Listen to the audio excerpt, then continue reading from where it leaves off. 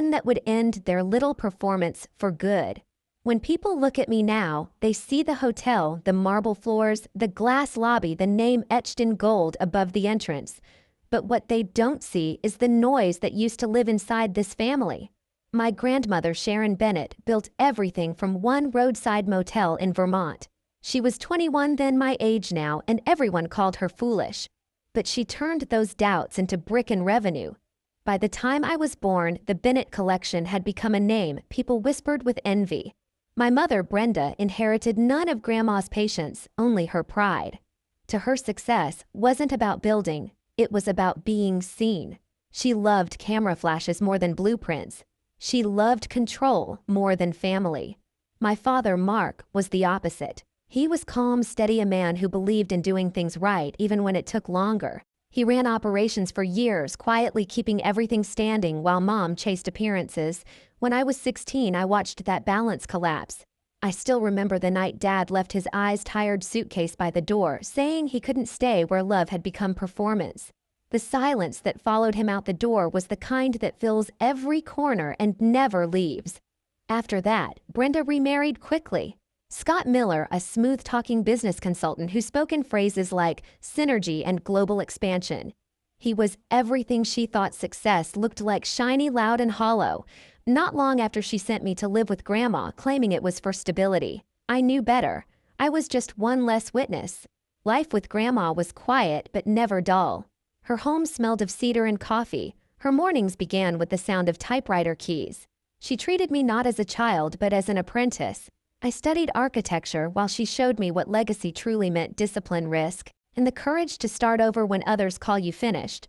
Sometimes at night, I'd catch her looking over old property maps, the original sketches she drew by hand. She'd trace the outlines with a soft smile and say, "Every building tells a story, Sophia. The walls remember who built them and why." I didn't understand back then that she was also talking about people, about the kind of foundations we build within ourselves. Years passed. My mother's calls grew shorter, her words sharper. "You should visit," she'd say. "Scott wants to talk about the European market." I'd always have an exam or a project due, and the conversation would end with her disappointed sigh. We were strangers, connected by blood and legal paperwork. Until that morning, my 21st birthday, when Grandma asked me to sit at her desk. The leather folder was waiting, heavy and unfamiliar. She said, "This is your inheritance, but it's also your test." I didn't know what she meant, not yet. But I would soon enough. Because sometimes the moment you receive everything you've ever wanted is the same moment you find out who's coming to take it from you. Dinner that night felt like a celebration: roasted lamb, candlelight flickering across the long oak table, and Grandma smiling in that rare, peaceful way.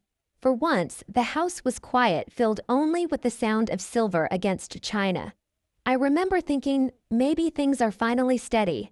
Then the doorbell rang. It was one of those small sounds that change everything. I got up, napkin still in my hand. When I opened the door, the chill from the porch hit me first, and then her perfume. My mother, Brenda, stood there in a cream coat, her hair curled just so her smile stretched thin and glossy. Beside her was Scott, her husband, the so-called consultant, wearing that smug confidence that always smelled like cheap cologne and deceit. Sophia, Mom's voice dripped with cheer. "Happy birthday, sweetheart.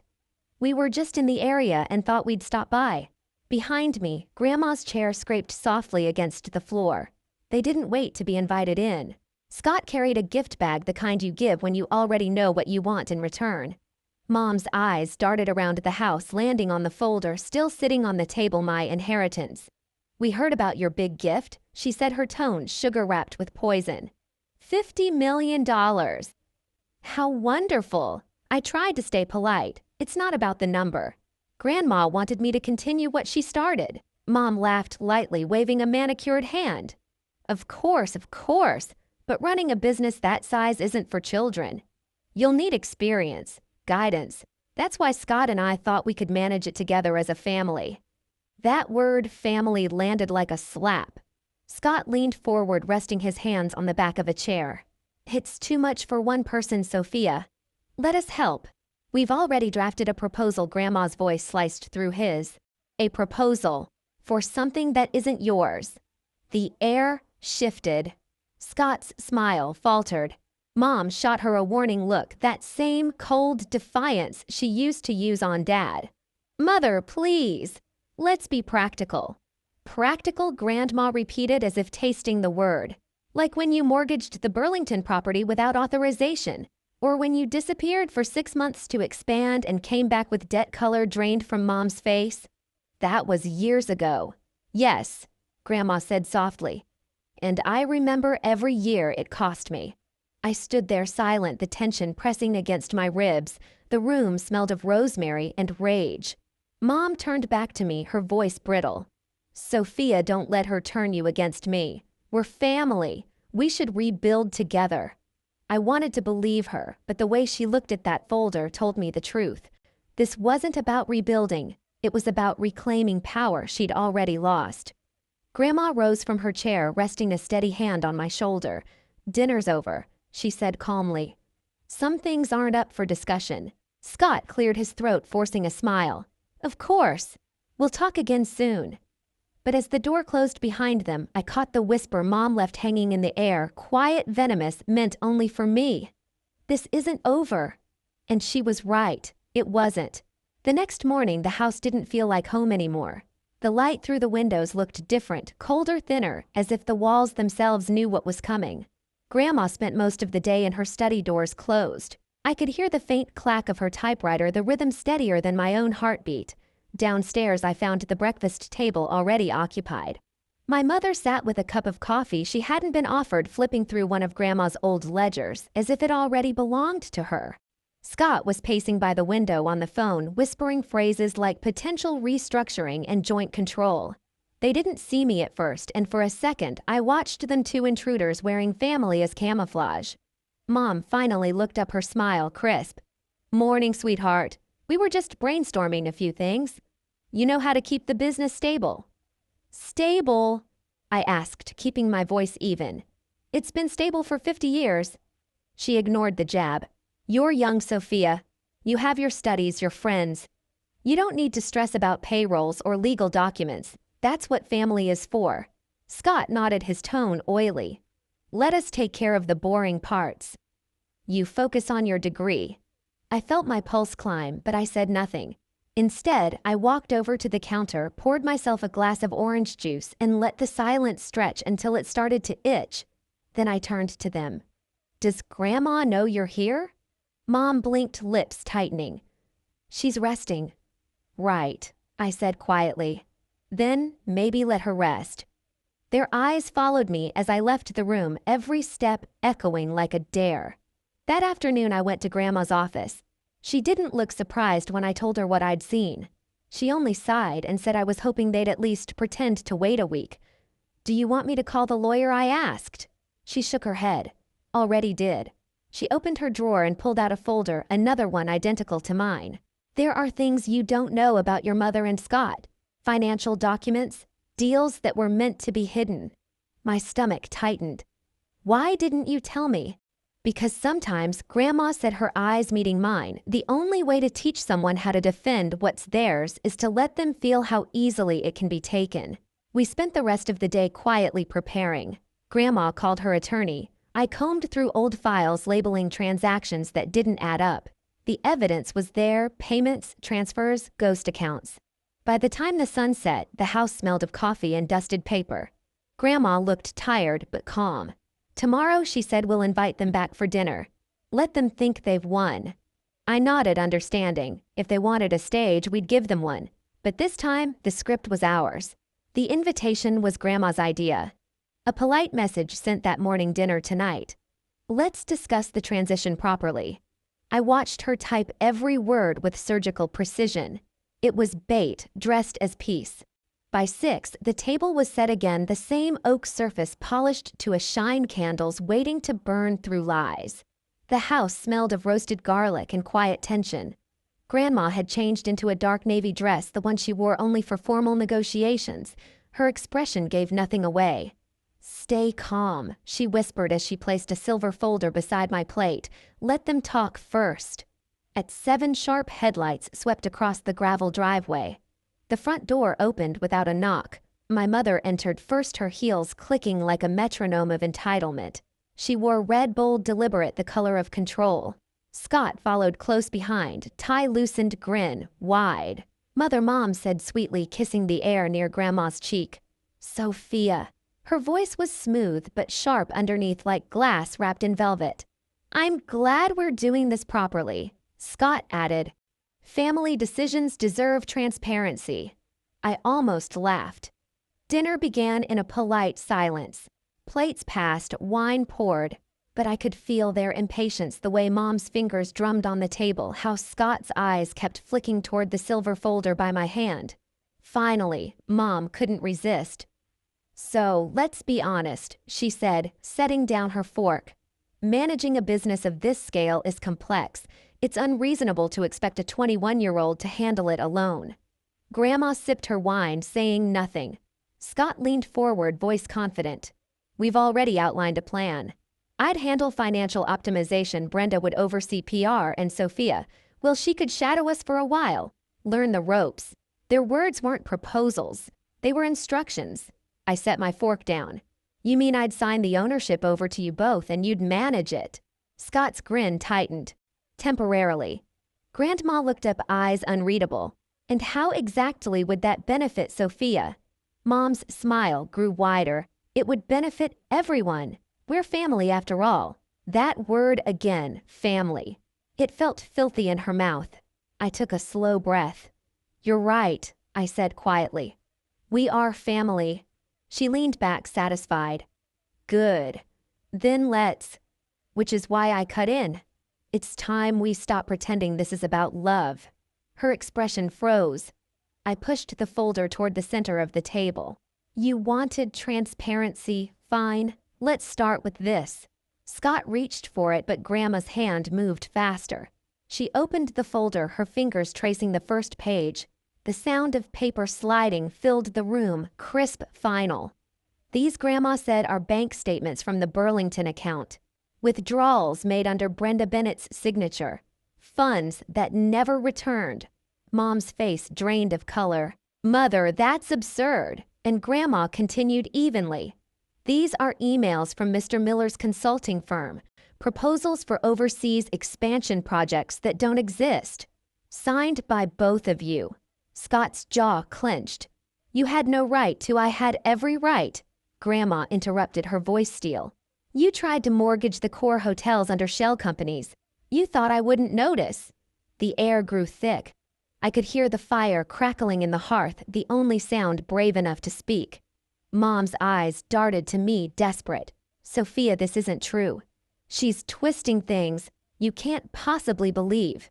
But I didn't need to answer. Grandma slid one last document across the table. The ownership amendment, she said. Effective immediately, all control transfers solely to Sophia Bennett. You are hereby removed from every board and trust. Mom stared at the page like it might catch fire. You can't do this, she whispered. I already have, Grandma said. Silence. Then it came, the explosion. Mom shot up from her chair, voice cracking. This is my legacy. My life. You can't just hand it to her. Grandma remained seated. You handed it away yourself. Scott grabbed Mom's arm, muttering, Let's just go. But she wasn't done. No, she shouted, pointing at me. You think you've won. You're a child playing grown-up. You'll drown in paperwork before the month's out. I met her glare steady. Maybe. But at least it'll be my mess. Her lip trembled, rage fighting humiliation. Then pack your bags and leave this house. She spat the same words she'd said days ago, but this time her voice sounded small. And that's when Grandma laughed. It wasn't loud, just a soft, knowing chuckle that sliced the air cleaner than any scream. You're right, Brenda, she said. Someone is leaving this house tonight, but it's not Sophia. For a second, everything froze. Even the fire seemed to stop moving. Then Grandma reached into her purse and placed another envelope on the table, a court order. You've both been served. Fraud, embezzlement, conspiracy. The investigators are waiting outside. Scott's face went pale. You called the police, I called justice. Grandma said simply. Mom stumbled back, shaking her head. You wouldn't. I'm your daughter. No, Grandma said softly.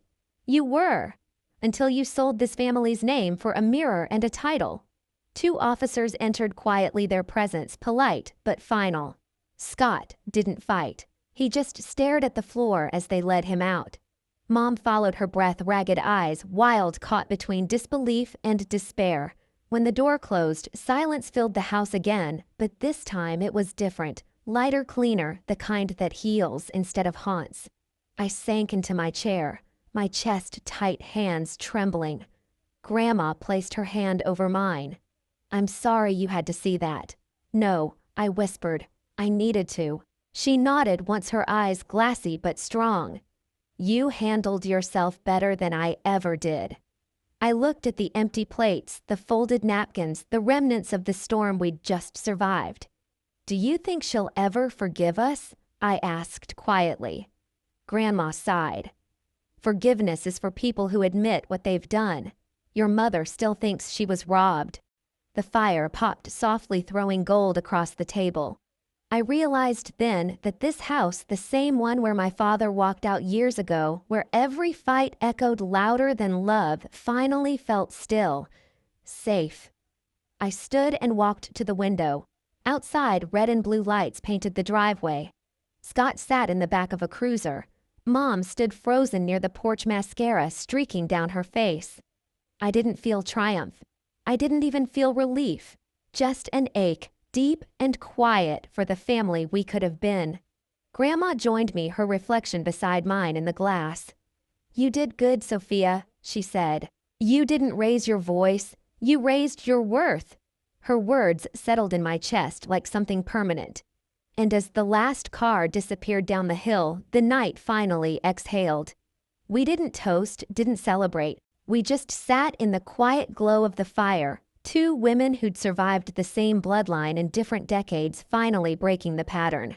The morning after felt unreal. The same house that had echoed with shouting now hummed with quiet, the kind that follows a storm. Sunlight slipped through the curtains, landing on the folder still sitting at the center of the dining table. The one that had ended it all? Grandma was already up, sipping coffee in the kitchen like nothing extraordinary had happened. But her shoulders looked lighter, her face softer, as if decades of weight had finally lifted. The news spread fast. Scott disappeared from the state before the investigation could close. My mother, Brenda, stayed just long enough to watch her name unravel in every business circle she once worshipped. The fraud case stripped her of everything: money, position, pride. Dad Mark came by that afternoon. No speeches, no questions. He simply placed a hand on Grandma's shoulder and said, "You did the right thing."